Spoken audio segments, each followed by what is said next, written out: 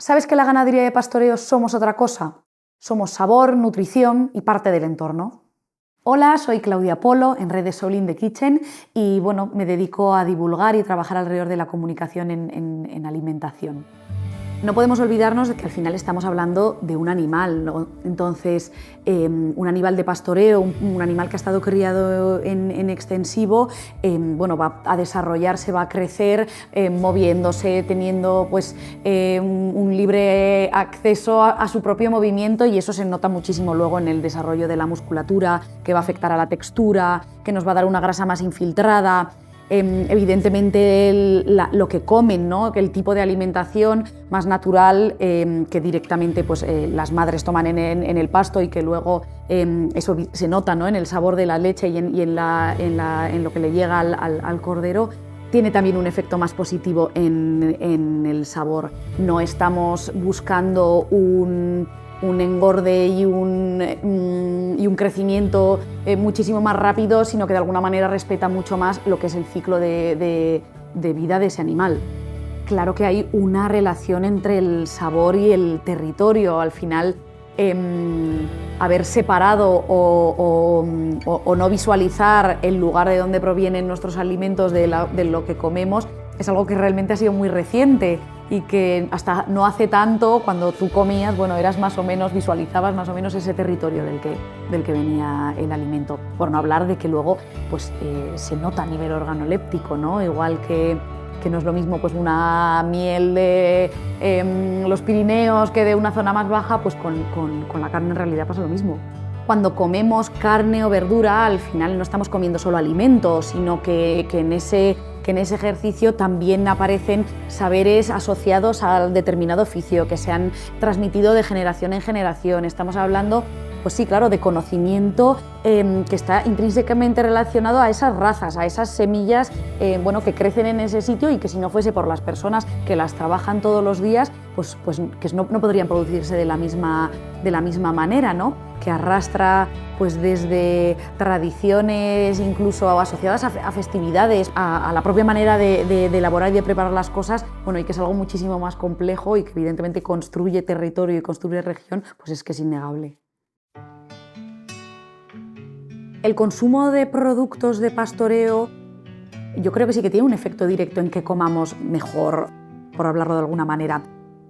Al final, una cosa que tiene este tipo de producción es que es muy transparente en lo que respecta a cómo se produce. Y cuando las personas conocemos cómo se producen los alimentos, en un momento de la historia en el que además pues cada vez sabemos menos de lo que ocurre tras del supermercado, bueno, pues tenemos más capacidad de elección e igual preferir consumir menos cantidad y mucha mejor calidad. Y cuando tenemos acceso a toda esa información es algo que podemos hacer de una manera más fácil. Bueno, la educación en alimentación es algo que dentro del sector resaltamos siempre mucho, ¿no? Porque pues por desgracia pues no todas las nuevas generaciones tienen acceso en sus casas tanto a conocimiento de cocina como de producto, como de nutrición, ¿no? Entonces, bueno, cuando eso ha dejado de estar en el lugar doméstico, pues lo que tendría sentido, sobre todo porque estamos hablando de salud y estamos hablando de algo basiquísimo que es la alimentación, pues sí que tendría, ¿no?, que pasar a ocupar ese lugar de la educación pública. La soberanía alimentaria es un concepto un poco amplio y más como en el momento en el que estamos, pero bueno, básicamente es ser soberanos, ¿no?, de nuestra alimentación y poder decidir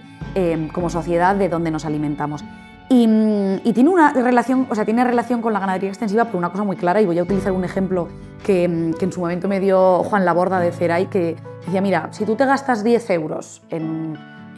carne de pastoreo, ¿no?, a más, si puedes conseguirla a través de un canal más directo con el productor, ese ganadero va a coger esos 10 euros, un poco menos entre unas cosas y otras, pero esos 10 euros igual lo invierte en su negocio, pero también irá a la panadería del pueblo y se comprará su pan, o irá a la peluquería y se hará el corte de pelo, ¿no? Y ese dinero empieza a circular en un entorno muchísimo más pequeño y se queda generando riqueza, y eso es lo que es generar riqueza en un territorio rural, ¿no? Y la soberanía alimentaria pasa porque tengamos gente en nuestros pueblos viviendo del sector primario. Apostar por sistemas de producción locales y de pastoreo evidentemente tiene una relación directa con nuestra manera de comer, con nuestra salud y bueno, y también con nuestro disfrute, que no podemos olvidarnos nunca como, pues, de esa parte también rica, ¿no?, de la comida. Y pues está claro que pasa pues por fomentar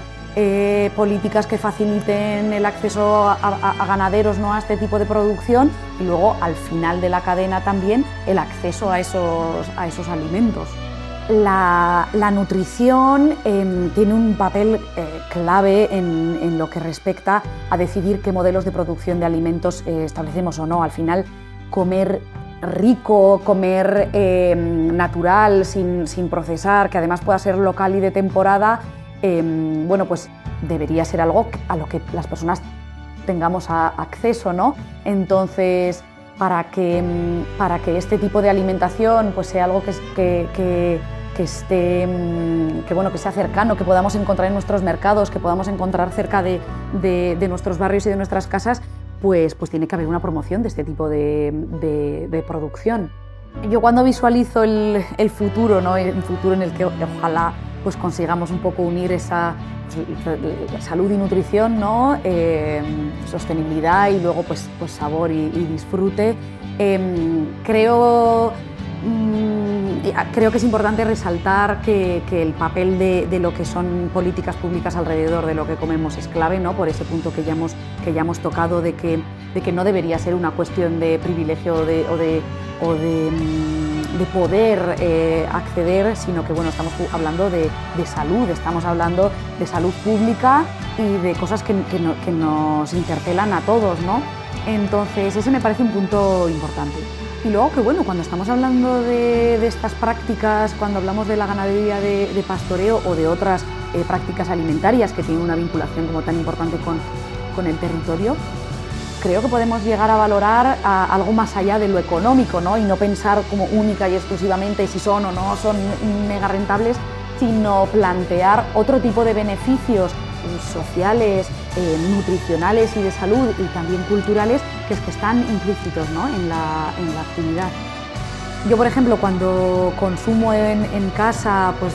cordero, cabrito o vacuno,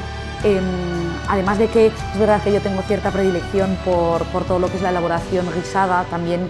algo que es importante cuando hablamos de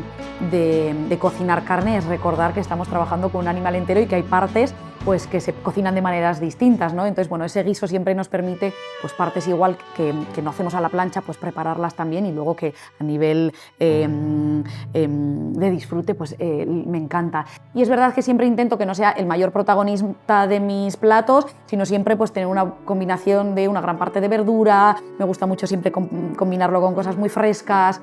algo de hidrato y bueno, igual los fines de semana cuando viene gente poder hacer como cantidad pues para compartir me gusta mucho y eso, de una manera como más casi de acompañante que de protagonista de los platos. Al consumidor que al final quiere pues, oye, enfocar su alimentación y cuidar un poco más su salud y también tener un impacto como más positivo tanto en el medio como en su entorno, bueno, le recordaría que este tipo de alimentación justo pues, lo que te hace es como poder visualizar más, ¿no?, todos esos puntos de la cadena y de alguna manera hacerte formar parte de una comunidad alimentaria, ¿no?, en la que estás tú, pero están tus paisajes, está el productor, está tu barrio, tu mercado, tu carnicería, ¿no? Y un poco que nos obliga a recordar que formamos parte de algo mucho más colectivo y que nuestra alimentación no es algo, ¿no?, que nos incluye solo a nosotros. Y bueno, creo que este siempre es un mensaje un poco movilizador.